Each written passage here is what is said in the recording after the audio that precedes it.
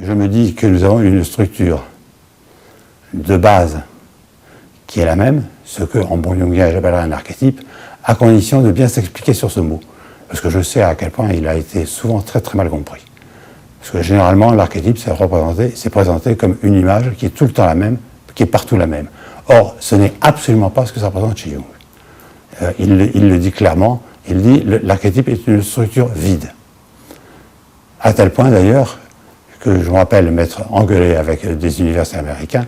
je pense en particulier à quelqu'un comme Kugler, qui avait écrit que Lévi-Strauss, avec ses structures vides, avait pris la suite de Jung. Je lui dis, je suis désolé, j'ai bien connu Lévi-Strauss, je lui ai posé la question, il ne connaissait pas Jung. Donc en réalité, on voit très bien comment précisément, et là-dessus Jung renvoie à tous les textes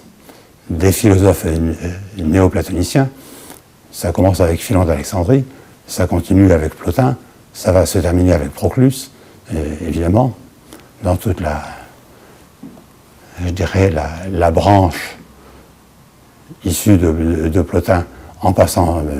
par Jean Blic, c'est-à-dire ce qui est assez proche de ce qu'on appelle les mystères d'Égypte, et où donc, pour Jung, il fait très bien la différence entre l'archétype en tant que structure vide et la manière dont cette structure va se manifester dans la vie de chacun, et éventuellement va se colorer selon les éléments de la vie de chacun,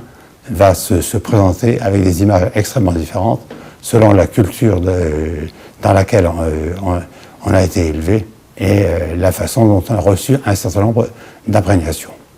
C'est là où je me dis que, effectivement, l'histoire personnelle de Jung et mon histoire personnelle, dans la manière dont je parle, jouent quand même un certain rôle.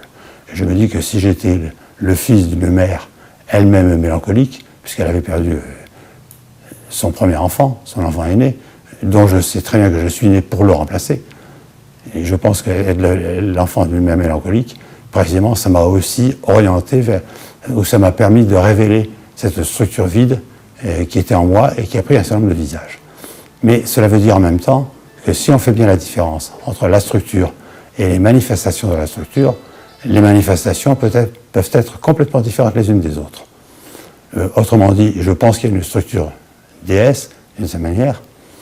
mais il est évident qu'il ne s'agit absolument pas de comparer les figures de la déesse entre elles.